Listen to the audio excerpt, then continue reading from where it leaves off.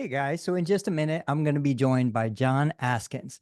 He is a financial advisor that works specifically with physical therapists, sports medicine professionals. He is a former D1 athlete, and I'm super excited to see what he can do to help healthcare professionals, specifically PTs, move forward and kind of better control their financial destiny. Let me see if I can bring him on. Give me just a minute. All right, John, thank you so much for joining me. So before we even get started, my own disclaimer, I want everybody to know that John's not here to give us financial advice. John's not here to tell us what to do with our money. My goal for today is to just get to know John. John and I connected through LinkedIn. I have no previous history with him, but I've been watching his comments and his engagement with the physical therapy community. And I asked him if he would come on and talk to me because I would love to get to know him a little bit better. So, John, let's start with a little bit of history. You said you're a D1 athlete in your bio. Like, how did you go from college sports into personal finance and advising? And then why are you working with physical therapists and sports medicine? Yeah, it's a great question. So I was a D1 athlete. Specifically, I played college soccer at Monmouth University. Played sports my whole life, and then my goal was to play college soccer at the Division I level. Pursued that, was able to do that, which was an amazing experience. Um, and in college, I studied finance, like a lot of people do in the business world. And I didn't want to go the corporate route, right? So I didn't want to climb up the quote unquote corporate ladder. I said, all right, what's something that I can talk to people all day long, maybe now work in a market where I'm familiar with from my experience, which we'll get into. And, financial planning was something that I just gravitated towards. I had an internship my junior year and got to kind of feel out the industry. And the other thing with it is a lot of athletes are in this industry, right? Because it's not easy when you first start out. It's a grind every day. As you know, I'm young in the industry. I don't have gray hair and I haven't been doing it for 30 years. But I wanted that challenge. And that was kind of something that after college, I was really looking forward to. So I graduated and I took a job now with Allied Wealth Partners, the firm I've been with for about 2 years now, which is kind of crazy to think it's been that long. And it's been something that now I've wanted to find my niche, right? So when you first get into the industry, you kind of try to be everything to everyone, right? I was talking to friends, family members, former coaches and saying, hey, this is what I'm doing, not telling you to work with me, but I had to somehow generate some form of revenue for myself, right? And I got some traction, but I didn't feel like I was really connecting with people past that, hey, we'll take your chance to talk to you because we know you. Right. And so I kind of had a brainstorm, sit down with my manager and was like, I want to find a target market. And we got through a bunch of options. It's like, the big one is dentists, lawyers, doctors, because they're making great money.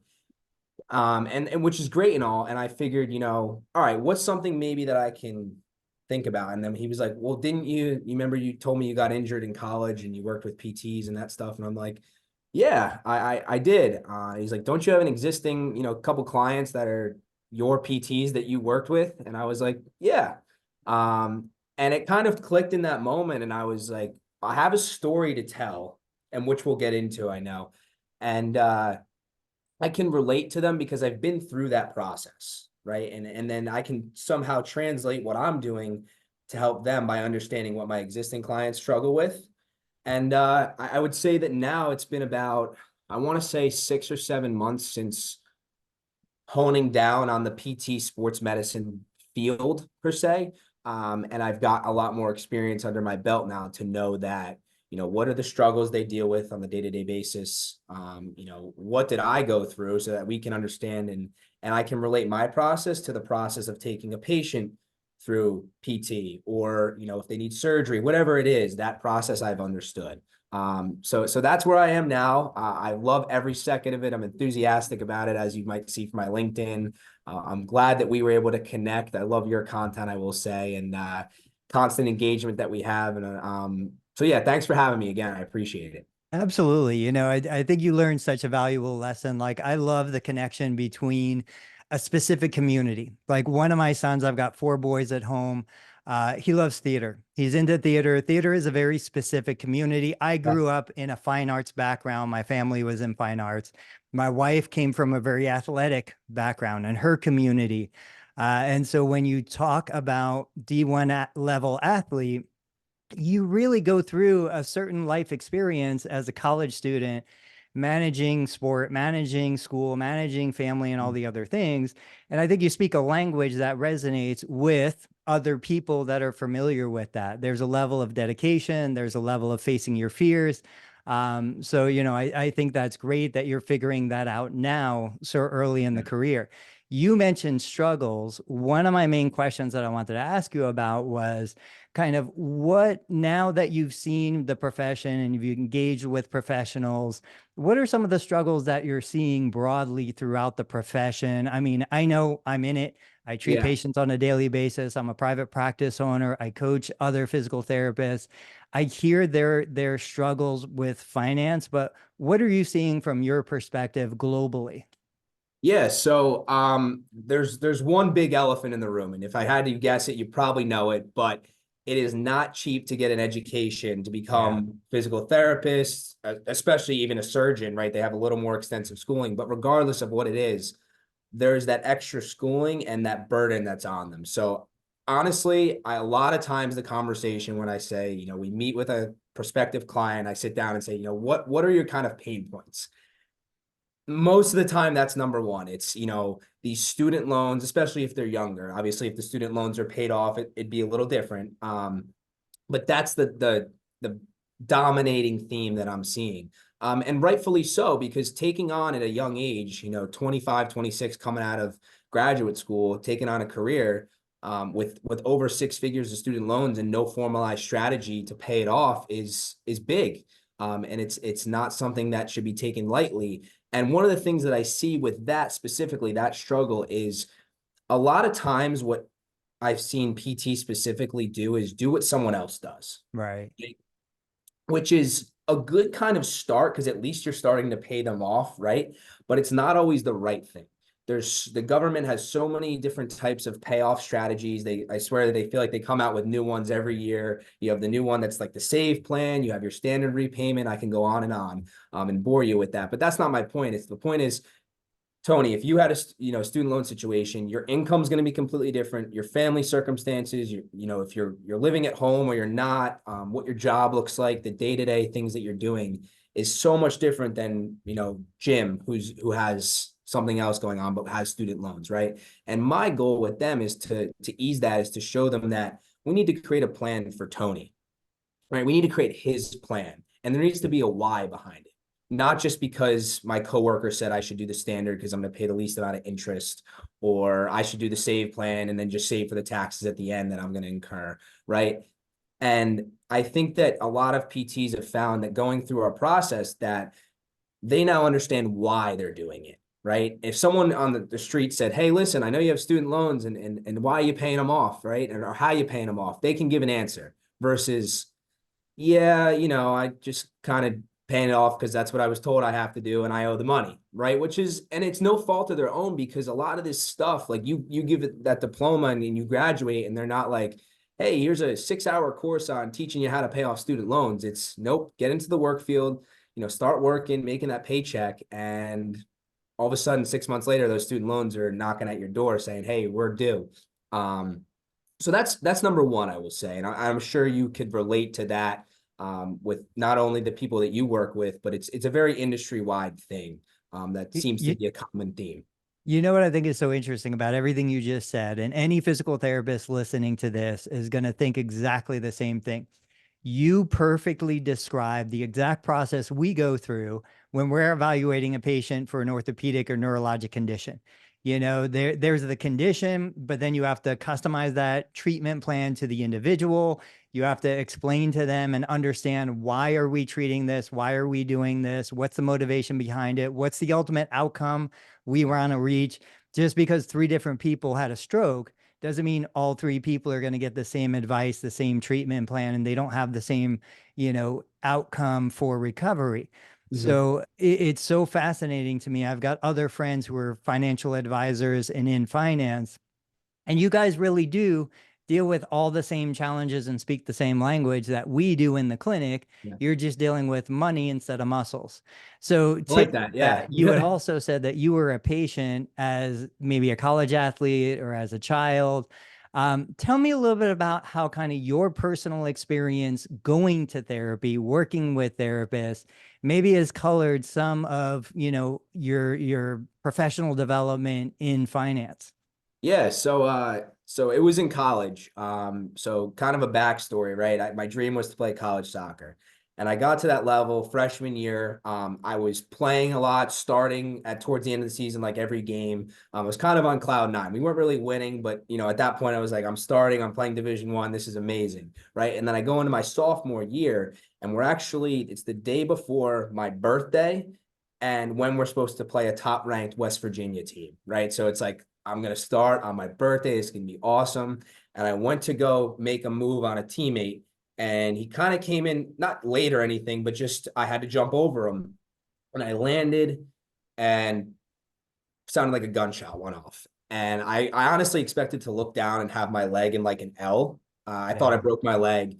And thankfully I looked down and it wasn't that, but I was like, there's something wrong. My knee looked like a bowling ball. I got nauseous, all that kind of stuff that I'm sure PTs hear when people explain. I tore my ACL. Yeah.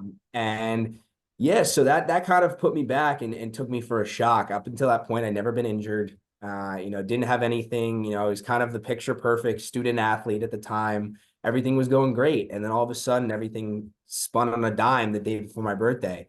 And I actually remember a story of making a call to my dad where, like, for the first time in a long time, I didn't talk. I just broke down crying.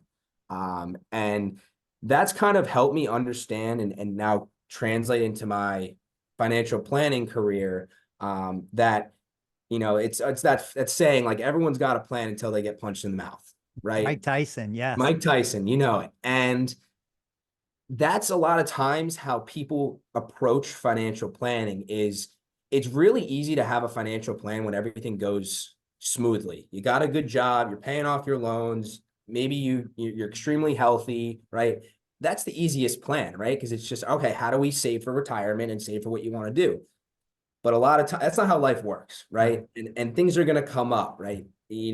God forbid something happens to you and you can't work. That's a situation you need to plan for, right? All these things that come up in life that you can't just turn on a dime and have a plan for after the fact. And what that kind of made me realize is, I'll kind of go into more about the patient experience so I can relate. But on this point, that I couldn't plan or really do anything extra to make sure that I didn't tear my ACL. It's one of those things that I could do all the knee, strengthen exercises, strengthen my quads, my glutes, my cat, whatever it is. How it happened, I couldn't have prevented it, right? And that was one of those things where I'm like, all right, in my planning career, most of the things that happen catastrophic to a financial plan, you can be proactive about, right? The worst thing that could happen possibly, and I know it's morbid, is a premature death, right? For a family. You can plan for those things, right? And we all know what that is. I'm not going to go into the specifics or anything, but you can plan for that. Disability, your PTs deal with people that are injured all day long. So they're in that knowing that it's a real thing. People get hurt. People can't work. And I've seen PTs and people in the sports medicine field not even have a plan in place for if that happened to them, right? And that's one of those things that we can plan for from the worst. And then once we have that taken care of, we can really try to, make that the best plan possible and plan for all those great things in life. Starting a family, buying a house, going on vacations you've always wanted to go on, and then retiring on your terms. And that's one of those things where I couldn't prevent that. And I'm now saying, all right, how can I help people to make sure that everything that I think is preventable and planning for, we can do?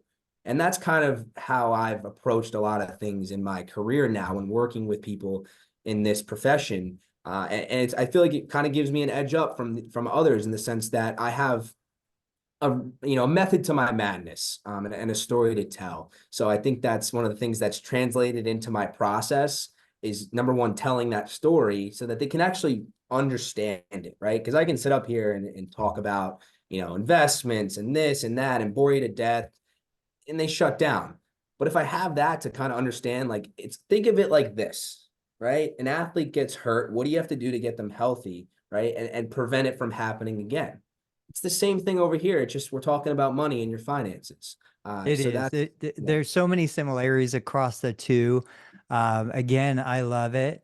Before I ask you one more question, where are you located geographically in the US? Are you outside of New York? Yeah, so I know it says New York City metropolitan area. For whatever reason, LinkedIn like won't let me change that. It might be a glitch that I got to contact them about. I'm in New Jersey. I'm, Jersey Shore. I Gotcha. work in Manasquan. If most people listening to this probably are familiar with the Jersey Shore show. Sure. Little more north than that, but born and raised here. I grew up in a town called Howell. Went to high school, and Monmouth University is 30 minutes from my house in West Long Branch. So been in New Jersey my whole life, work here in Manasquan. We're 1 mile from the beach, which is awesome. We spend our time a lot of times on like a summer day when it's nice out. We'll go out on a boat in the afternoon, which is really nice and a rewarding thing about the career. But yeah, so I'm in New Jersey, but as far as people that I work with, they're all over the place. They don't have to be in New Jersey, thankfully, with COVID. I guess one blessing in disguise was Zoom and Right. the evolution of remote work and stuff. So I have people that are in different states that I work with. um Awesome. but Awesome. So my yeah. last question to you, and it relates to what you mentioned earlier about student debt. I always go back and I'm like, if I could go and talk to students, young professionals that are sitting there right now, they're thinking about their anatomy class and their labs and passing their boards. They're not thinking about the future and finance and marriage and life insurance and all of those Yeah. things. Um, Without any direct advice or anything like that, just broad strokes, like what is the one thing you wish or something you wish students right now would just start thinking about? I always say in my clinic, I'll get a young adult, 40-year-old individual, they come in, they're starting to develop some problems with progressive degenerative changes. And I'm like, look, you're dealing with it okay right now. I'm not treating you for how you're doing right now. I'm treating you for how you're doing when you're 60 and 80 and 90. Yeah. So same thing to you with students in school right now. In the next 20, 40, 60 years, like what do you want them to even just start thinking about, put on the radar today so that they're prepared for it down the road? Yeah. I would say that there's a little bit of bias in this of my athletic background, but Yeah. I think it speaks volumes in the sense that when you're looking for a place that you're going to go work or join a team with, you really need to not only look at what is it you're going to get paid, one of the benefits, all that stuff that people talk about, right?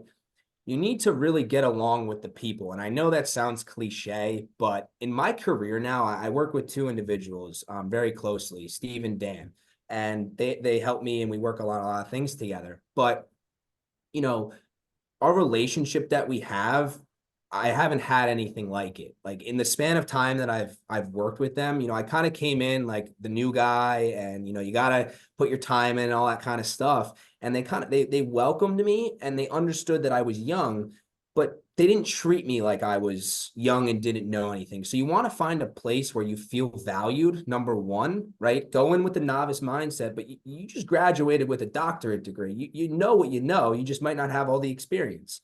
Right. And I found that in my career, that's not only made me a better, person, but also a better planner for my clients. It's made me better for my family. As of that, I was just, thinking before, my Dan, who's my managing director, we work out together. I got him in the gym. I'm a big fitness freak and I love going to the gym. It's right down the street, but he goes to the gym with me and we push each other outside of the office. And one of our associates like looked at us yesterday and was like, "Do you guys like hang out outside of work?" And I'm like, "Yeah."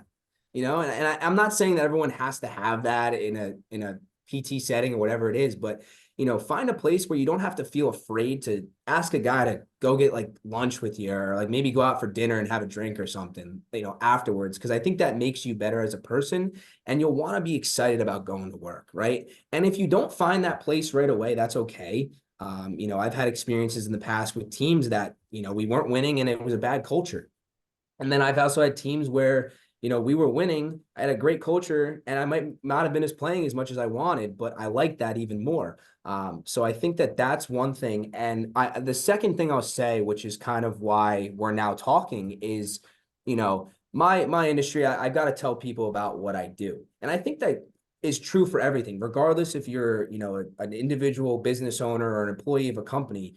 people are always, after talent, right? They're always looking to improve their business or grow it. And you being able to market yourself, even if you're not actively looking for a job or, you're happy where you are, starting a podcast or having a YouTube channel or just something to set yourself apart from everyone else is extremely important nowadays. And I think that one of the things I was thinking is, in the PT world, right? You might have a family friend who's a surgeon or a physician that can refer people to you, right? And if you never like show your value or bring that to the table, or at least drop that seed in that person's mind, right?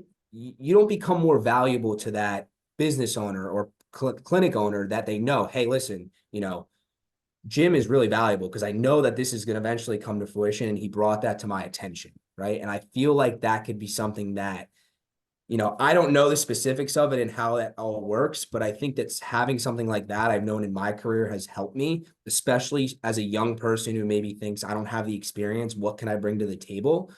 Relationships are key, man. And it's talked about all the time. It's not who you know, it's who you know, not what you know. But it's really true. And I used to not believe in that as much. And now I've seen it in my own life now in my career as a 23-year-old. I just kind of aged myself there and told everyone how old I am. But I've seen it as a young person, and it's really important because that business owner is now going to look at you and say, all right, like there's value there, and he's able to market himself. And I don't want to lose that, right? Because then you have some sort of leverage, and I know that could be a negative term, but it's just the reality of life and business that maybe when it comes time for a review of the year, it's like, all right, you brought X amount of patients in. We really want to promote you. And that's a way you don't have to look outside necessarily to get that big promotion or find that, job hop all around that, you found a good team you like. They value you because you bring stuff to the table and you did more than was expected of you. And I think those are two things that someone who's still in school and young can really think about and find ways to connect, even if you're still in school, reach out to people that are in the industry that are leaders. One of the things that I did right now is I wasn't always in the PT field and sports medicine field serving them. I was trying to be everyone to everybody. The way I got traction was reaching out to people like you and just saying, hey, listen, I'd love to connect, learn more about you. I didn't ask for $1. I know you'll vouch on that. I didn't say you had to become a client of mine. I just said, I want to learn from you. And naturally that builds and people like you and trust you and you gain credibility. And I think that's a good thing for younger, people that are still in school to understand and start thinking about now. But yeah, that's what I have to say on that. I totally agree. I mean, it's one of those things where I can tell you as a 48-year-old professional, I started my business back in 2001. Yeah. When students reach out, immediately it puts them at the top of the resume pile just because they took that little step. And talking about your situation and our relationship right now, I just joined LinkedIn in June of this year.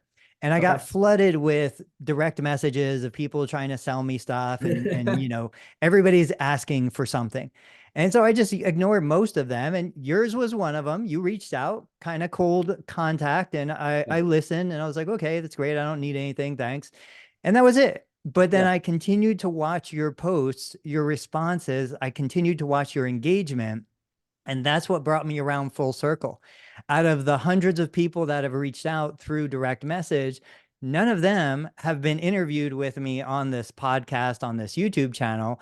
You're the one. And the reason why was because you made the initial contact. I would have no idea who you were before that. Yeah. You made the initial contact that planted the seed, just like you said. Mhm. And with time, as I watched kind of your engagement and your ideas, and that was part of the reason why I wanted to have you here to share that message beyond your feed. I was like, hey, I want to meet this guy. I want to talk to him. I want to know what he's about. And I cannot tell you enough how much I love the sports aspect that you bring into everything you talk about. So let's wrap up here. What is the best way for anybody watching this to connect with you, reach out to you, or even just follow you so that if they have a need in the future, maybe they'll connect then? What's the best platform? Yeah, I would say number one, LinkedIn. That's where I'm most responsive on. Number one, that's where most of my content is. I obviously have things outside of LinkedIn that I share with. If you want to subscribe, I'm actually working on starting an email list for people people to get more in-depth ideas that I share. And again, I'm not going to bore you to death with like financial topics. I like to tell stories, right? So that's really what it's going to be, but it kind of takes you a little more inside my world than what I can post on LinkedIn. But I would say if you have any questions, you want to get in contact with me, shoot me a message on LinkedIn, shoot me a follow, and I promise you that initial connection is just going to be learn more about you, right? Because I want to learn, what got you into it. I'm going to ask you what your passions are, what your hobbies are. And Tony, like you said, I think we connected a couple months ago, right? And then it was kind of like, good. All right, planted the seed. And I just wanted to see your content and learn from you. And then it just blossomed. And you reached out to me the other day. And, here we are, obviously. And I operate the same way. I don't want to be, pressuring to people. Obviously, I do run a business and I need to make money. So I want to work with you. But I think that the relationship that we have and the fact that I target a certain market and really have committed my career now to understanding the needs of PTs and their finances will set me apart. And, you'll hear things that you might not hear other places from other advisors. So again, to answer that question, shoot me a message, follow me on LinkedIn. Thank you so much for having me, Tony. This was awesome. I'm glad we got to connect further. And then if anyone has any questions, they can reach out to obviously you and we could connect through you, or if they want to just shoot me a message directly. And it's just my name. It's John Askin, that you can see on the screen here. And that's my LinkedIn profile. But All yeah, right, John. Thanks so much for being here. Tony, awesome. Thanks, man.